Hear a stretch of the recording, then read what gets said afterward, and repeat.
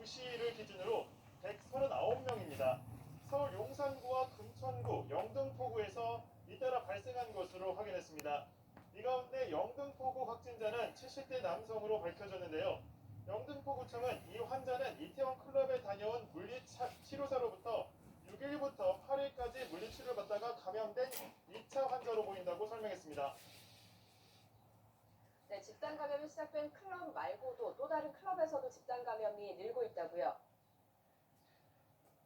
네, 그렇습니다. 애초 어제 뒤로 보이는 클럽을 포함해서 이 근방에서 주로 집단 감염이 발생을 했는데 시간이 지나면서 이 클럽에서 다소 거리가 떨어진 또 다른 클럽에서도 연일 확진자가 나오고 있는 상황입니다. 여기서 약 400m 정도 떨어진 또 다른 대형 클럽인 메이드에서도 확진자가 나왔고 또 여기서 건너편에 있는 더 파운틴 그리고 핑크 엘리펀트와 라운지 피스틸에서도 각각 확진자가 나왔습니다. 이곳 클럽을 중심으로 주변 1km 반경 사실상 이태원 전역이 감염 위험에 노출됐다는 분석입니다. 용산구청이 확인한 결과 오늘 오후 2시를 기준으로 9개 클럽 외에 추가로 확진자가 나온 클럽은 아직 없는 상황입니다. 다음은 홍대의 거리로 가보도록 하겠습니다. 박희재 기자, 홍대 주점 관련 확진자 동선도 나왔다고요? 네, 그렇습니다. 최근 서울 소교동에 있는 주점 한신포차를 방문한 손님 가운데 확진자 5명이 잇따라 나왔습니다. 이 6명 일행 가운데 나머지 1명은 다행히도 음성 판정이 나온 것으로 전해졌습니다. 지자체는 오늘 오전 구체적인 동선을 온라인을 통해 공개했는데요. 이 일행은 지난 7일, 그러니까 지난주 목요일 저녁 7시 반쯤 이곳 서울 홍대에 있는 주점 2곳 한신포차와 1943 홍대점을 함께 방문한 것으로 조사됐습니다. 구청은 현재 CCTV 등을 통해 이들이 동선에서 마스크를 쓰고 있었는지 등을 조사하고 있습니다. 서울 강서구에서 확진된 한 20대는 지난 7일에 퇴근 시간대인 저녁 6시쯤 서울공항철도를 이용해 서울역에서 홍대까지 이동한 것으로 파악됐습니다. 저녁 7시에는 노래방도 한번 이용한 것으로 조사됐습니다. 경기 김포시에서 확진된 20대는 앞서 지난 7일 이후에 풍무동에 있는 음식점과 카페 등에서 모두 18명과 접촉한 것으로 파악됐습니다. 수원시에서 거주하고 있는 확진된 20대 대학생은 지난 7일 밤 11시쯤 수원시 정자동에 위치한 한 볼링장을 방문한 뒤 수시로 흡연실을 드나든 것으로 파악됐습니다. 이 가운데 252명이 자진 신고했고 조사 결과 89명이 접촉 가능성이 있는 시간대에 있었던 것으로 파악됐습니다. 확진된 5명은 이태원 클럽 집단 감염과는 다른 양상을 보이는데요. 서울시는 오늘 열린 정례 브리핑에서 이들 일행은 모두 해외 여행력이 없고 이태원 일대도 다녀오지 않은 것으로 나타났다고 밝혔습니다. 또 해당 주점에서 일행과 접촉한 인원은 모두 10명으로 현재까지는 파악하고 있습니다. 이번 홍대 주점 확진은 징검다리 연휴 이후에 만난 사례로 처음 감염된 곳이 이곳이 아닐 가능성도 있습니다. 지금까지 서울 홍대 입구 거리에서 YTN 박희재입니다.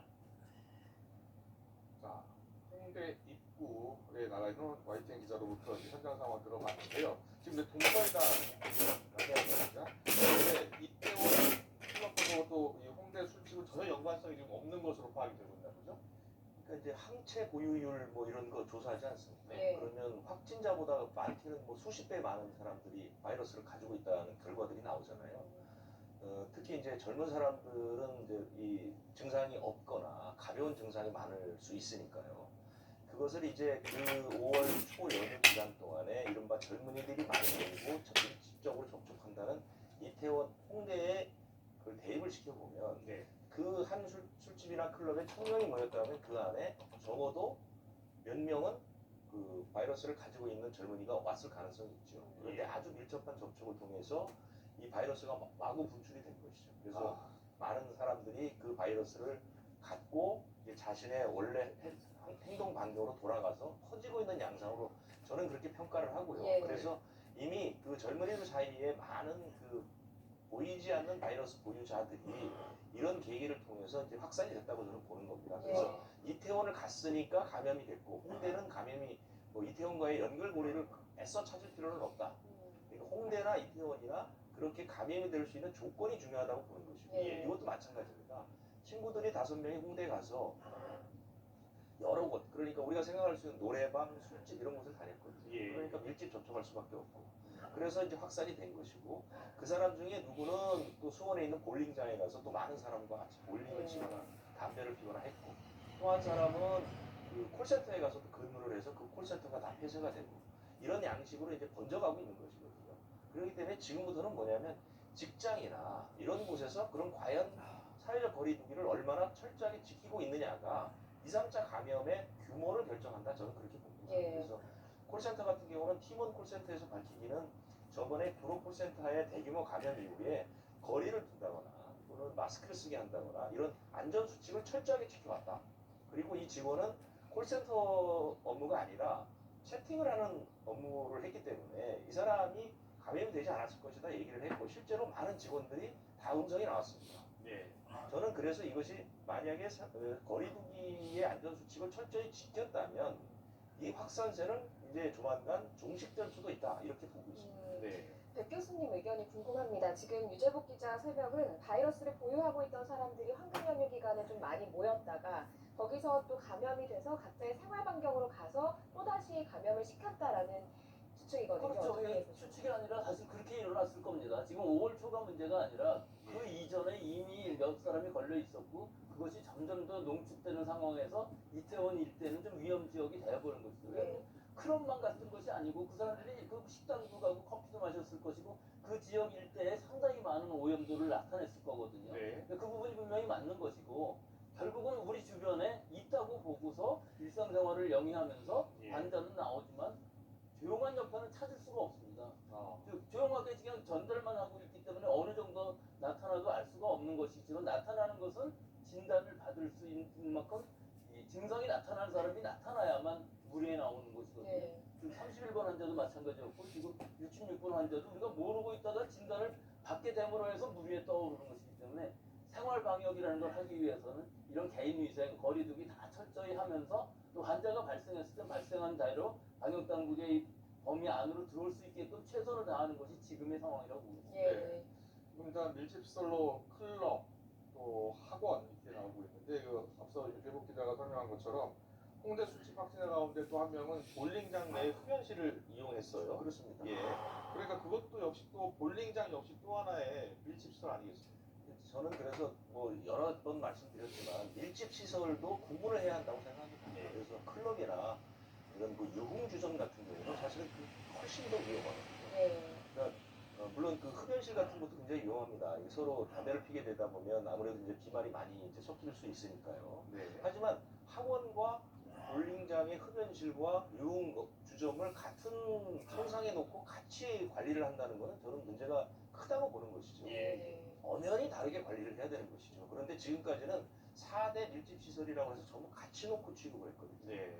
이래서 지금 이런 그 결과가 나타날 수도 있었다라고 보이기 때문에 지금이라도 사실은 유흥주점이나 클럽 같은 이런 그 위험이 큰 곳은 여전히 아주 오랜 기간 동안 강화된 사회적 거리두기의 원칙을 준용해야 합니다. 예. 네. 그리고 풀어줄 수 있는 곳은 풀어주고 예. 이런 방식으로 차별을 둬야지 지금처럼 같이 취급을 하게 되면 언제든지 이런 감염이 일어날 수 있다고 봅니다. 예. 네. 사실 전문가 입장에서 보시기엔 어떻습니까? 흡연이 사실은 고위험군에 해당한다 이런 이야기는 많았습니다. 그런데 흡연실을 이용했을 때 오름할 가능성이 더 크겠습니까? 저는 흡연이라는 것은 고위험군이라기보다 오히려 기저질환이라고 보는 것이 이게 중독이기 때문에 끊을 수가 없거든요. 그리고 호흡기계에 문제가 많이 생기기 때문에 이 코로나19에 대해서는 상당히 고위험군이 되는 것도 맞죠. 네. 또 흡연을 하는 과정 중에서는 마스크를 쓸 수도 없고 굉장히 흡연실이라는 건 좁은 환경에서 환기가 된다는 것이 강제 환기가 되는데 이것이 과연 멸균이 되는 상태로 들어올 것이냐 하는 부분이 있기 때문에 서로 가까이 있으면서 대화하고 담배 피면서 또 사람이 없다 할지라도 그 다음에 흡연하러 온 사람들도 간접 접촉에 의해서 감염이 될 수가 있기 때문에 만약 환자가 존재를 했었다 하면은 감염 위험성은 상당히 높긴 하지만 사실 볼링은 전체를 본다고 그러면 이 체육시설을 모두 하나로 볼 수는 없지만 예. 굉장히 넓은 실내이기 때문에 상대적으로 학원이나 클럽에 비해서는 위험도는 낮다고 볼 수는 예. 그렇군요. 지금 전국적으로 뭐 인천공항에도 있습니다만 이 흡연 시설이 많이 생겼어요. 근데 그 흡연 시설이 좀 밀폐돼 있고 그리고 이제 마스크를 벗고 하다 보니 흡연 시설 부분에서 좀 방역을 좀 강화해야 될 필요가 있을 것 같은데요.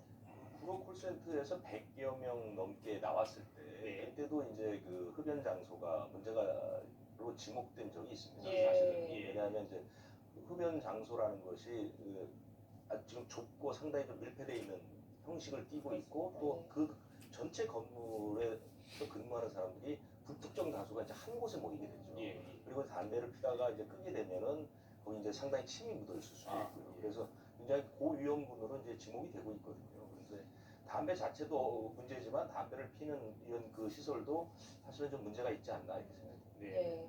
지금 또 다른 사례를 살펴보도록 하죠. 영등포 병원 사례가 좀 눈에 띕니다. 클럽에 다녀온 물리치료사가 확진 판정을 받았고 그 물리치료사가 치료를 한 입원 환자가 2차 감염되는 사례가 발생을 했죠. 그렇습니다. 2차 감염 중에 이제 이번에 걱정되는 것이 그 이태원 클럽을 다녀온 부산 그 아버지하고 1살 먹은 그 조카 예. 그리고 경남 거제 사는 친구를 다 감염을 시켰던 그런 사례들 그런 것들이 이제 걱정이 되는데요.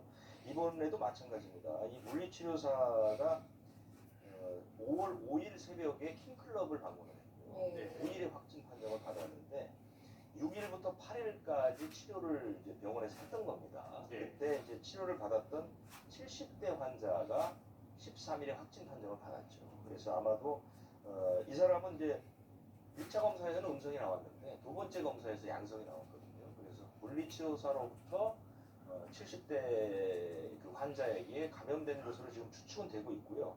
그렇기 때문에 이제 영등포 병원의 응급실 폐쇄가 됐고 한 200명 가까운 사람들이 검사를 받거나 격리 상태인 그런 상태입니다. 예. 네.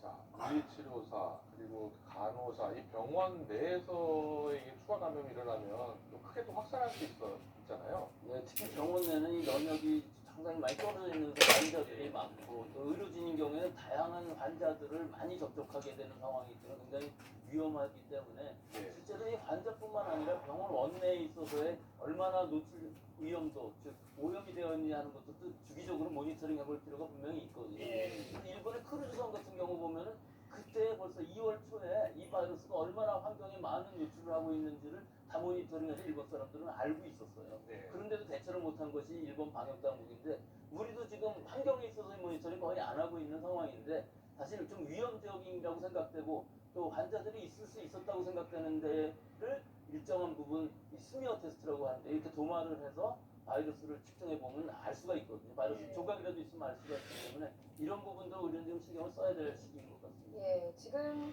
양상을 보면 불특정 다수의 젊은이들이 모였다가 그 젊은이들이 또 유흥시설에 갔다가 식당도 갔다가 뭐 볼링장도 갔다가 이러면서 퍼지는 분위기거든요. 그러면 전수조사 범위를 좀 넓혀야 하는 것 아닌가라는 생각도 나오거든요. 근데 그거는 지금 아무리 풀링으로 한다고 해도 전수조사를 어디까지 할 것이냐, 어느 날짜까지 하는 것이냐 하는 거에 한계는 있어요. 그래서 이 한없이 모든 사람, 우리 전 국민을 지금 전수조사를 할 수 있다고 그러면 그것으로 좋겠지만 예. 결국 그렇게까지는 못하고 위험도가 높은 곳일수록 모니터링을 해서 어느 정도 위험도인지 우리가 아는 것은 방역당국의 이 방역에 있어서 굉장히 중요한 일입니다. 예. 네.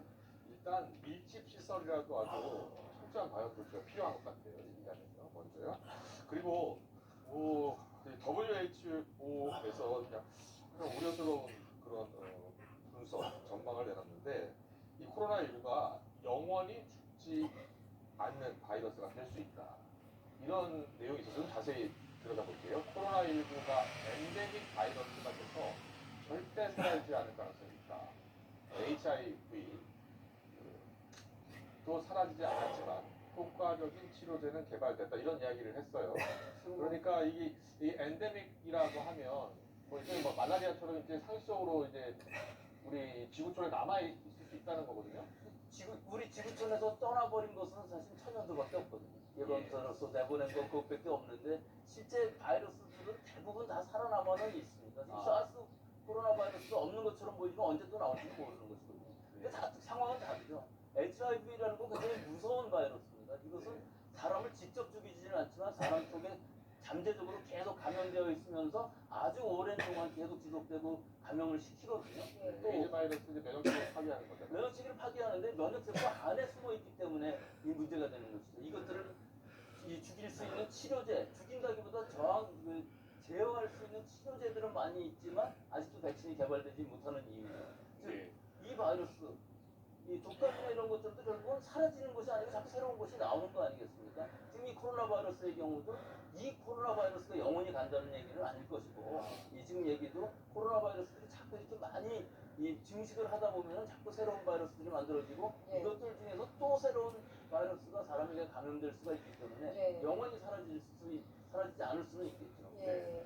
저희가 앞서서 또 항체 검사 이야기를 하기도 했는데 스페인에서 좀 연구 결과가 나왔습니다. 6만여 명을 대상으로 항체 검사를 했는데 약 5%만 항체를 보유하는 것으로 파악됐다 이런 이야기가 나왔거든요. 어떤 의미입니까? 근데 지금 그 얘기는 이 감염에 대해서 저항을 할 수 있는 중화 항체가 그 정도 나왔다는 얘기고 일반적으로 이 항체가 얼마나 있는지 지속 시간이 얼마나 되는지 이거에 대해서는 아직 연구가 많이 되어 있지 않습니다. 지금 생긴 지가 5개월밖에 안 되기 때문에 항체가 생겼다 할지라도 이게 얼마나 오래 갈지 아직까지 알 수가 없는 거 아니겠습니까? 예. 따라서 지금 항체 검사라는 의미는 이 항체가 생겼느냐 안 생겼느냐 이 바이러스가 우리 몸의 면역세포를 T세포를 공격하는 것은 알려져 있거든요. 예. 면역력을 떨어뜨리면서 항체는 만들어지기는 하는데 이게 과연 어느 정도의 면역력을 갖느냐 하는 것들은 IgG, IgM 같은 것들을 이 항체 검사를 해봄으로 해서 네. 어느 정도 우리가 정보를 알 수 있는 것이고 아직까지도 이 항체들이 얼마나 역할을 할지는 확실하지는 않습니다. 예. 전 세계적으로 항체 검사를 하고 있는 나라가 몇 곳이에요? 많습니다. 이 주기적으로 미국 같은 데 있어서는 뭐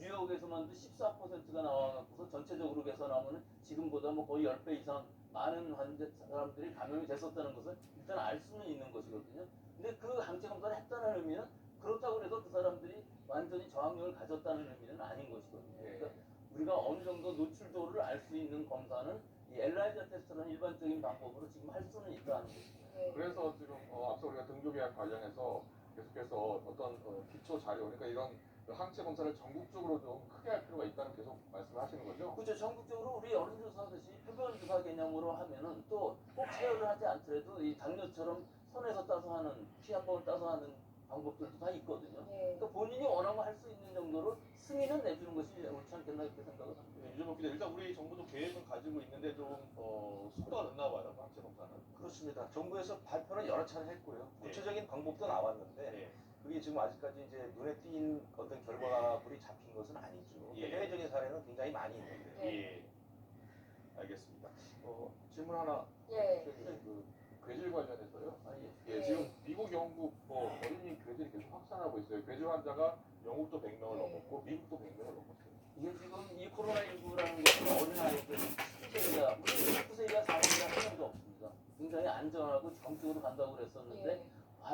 확진자가 너무 많이 나오다 보니까 실은 이게 괴질이라고 얘기하기보다는 가와사키 병의 증상은 맞아요. 이게 혈관염이거든요. 근데 어린아이들한테 혈관염이 열이 굉장히 많이 나면서 온몸의 곳곳에 발진이 생기고 혀가 막 붓고 그러면서 잘못하면 심근염이 돼서 심장마비로 사망할 수도 있는데 사실은 여러 가지 혈전제들을 사용하고 그러면 예후는 좋습니다.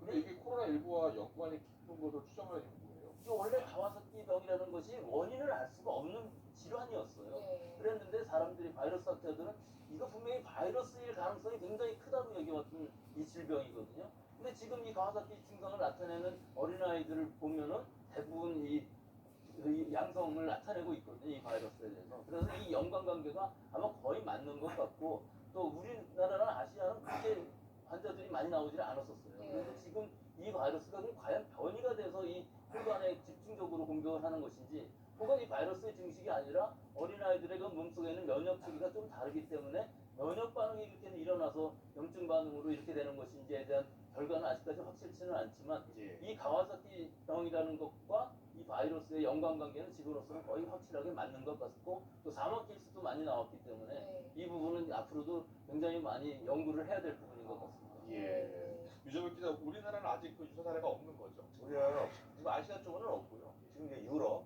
그다음에 특히 영국, 그다음에 이제 미국. 예. 미국에서 이제 어린아이들 사망한 경우도 나왔기 예. 때문에 상당히 비상이 걸렸습니다. 네, 알겠습니다. 자, 오늘은 여기까지 듣도록 하겠습니다. 지금까지 백순영 카톨릭의대 위생물학교실 교수님 그리고 유재복 해설위원이었습니다. 잘 들었습니다.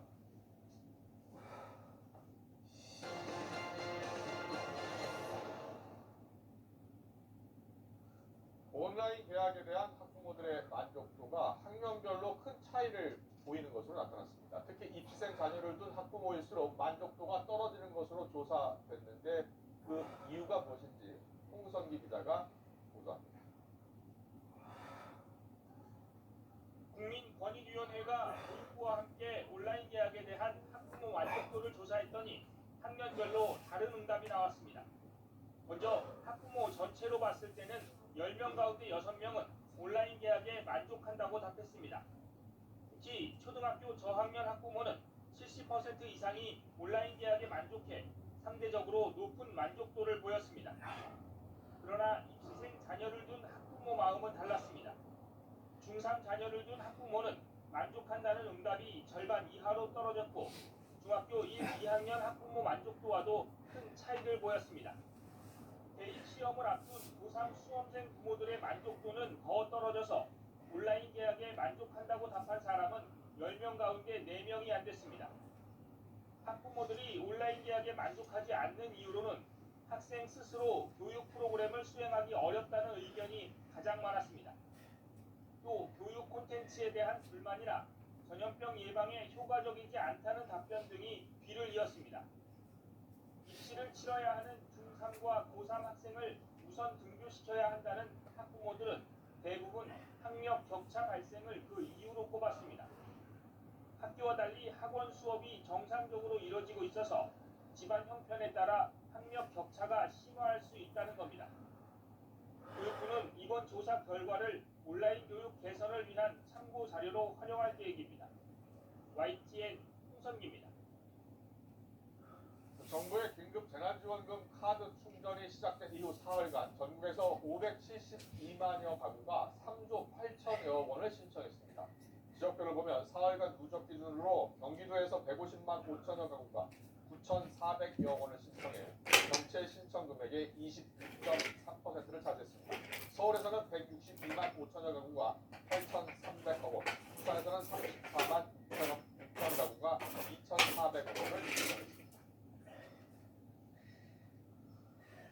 정부가 코로나19로 급격히 위축된 고용시장을 안정시키기 위해서 공공부문을 중심으로 일자리 156만 개를 긴급 제공하기로 했습니다.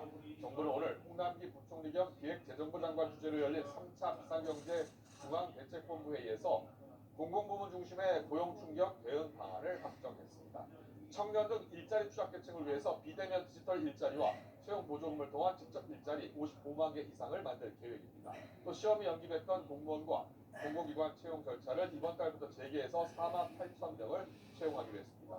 정부는 다음 주 경제중대본 회의까지 긴급 고용대책의 세부 내용을 확정해 재원이 부족할 경우에 3차 추경안에 반영하기로 했습니다.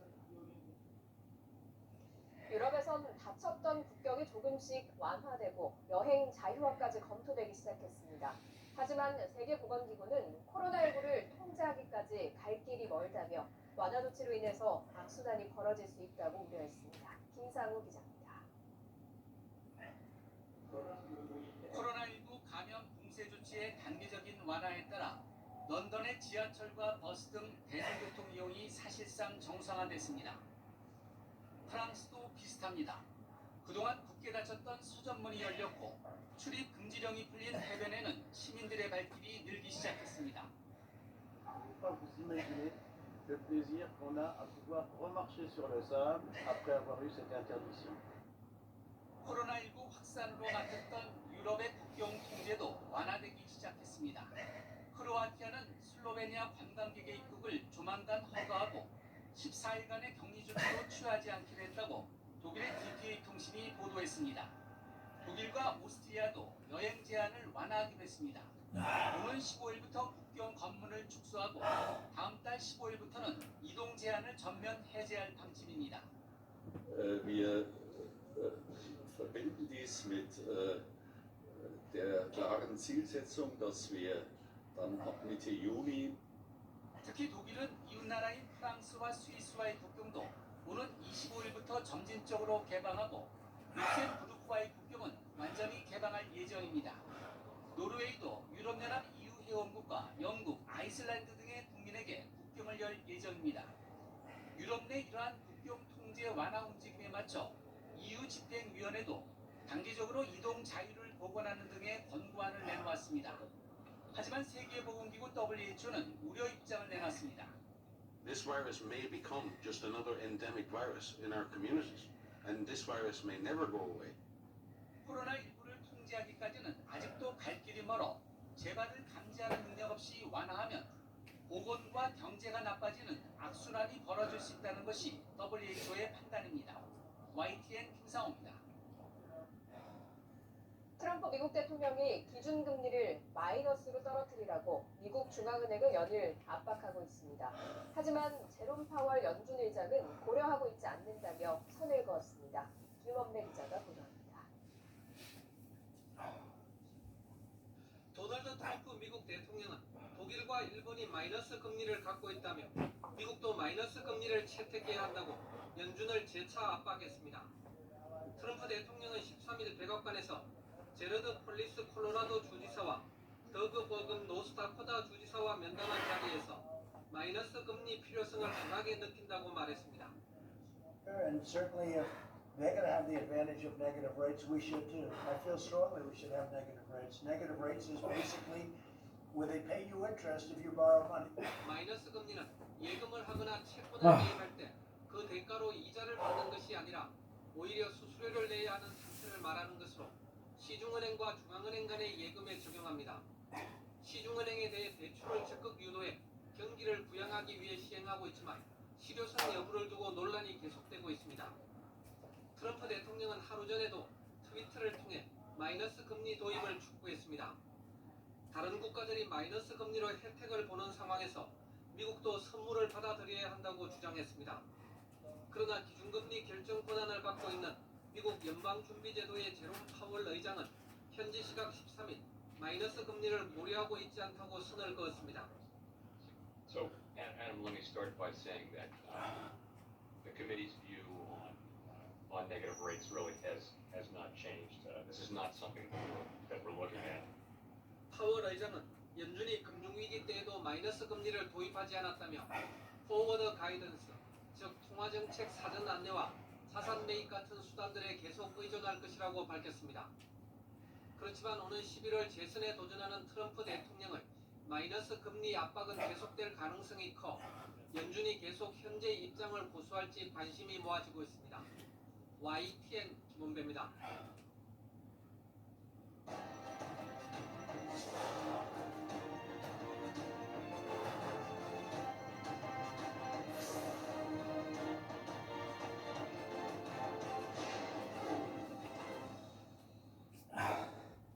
더불어민주당 김태년 신임 원내대표와 미래통합당 주호영 신임 원내대표가 조금 전 첫 국회 회동을 가졌습니다. 관심을 모았던 국회 본회의는 오는 20일 열기로 합의했습니다. 이른바 형제정당인 미래통합당과 미래한국당은 수임기구를 만들어서 조속히 합당하겠다고 밝혔습니다. 취재기자 연결해서 알아보겠습니다. 김주영 기자. 네, 국회입니다. 여야가 본회의에 합의했다고요? 네, 그렇습니다. 오늘 오후 2시 민주당 김태년 원내대표와 통합당 주호영 원내대표가 취임 이후 국회에서 처음으로 회동을 가졌습니다.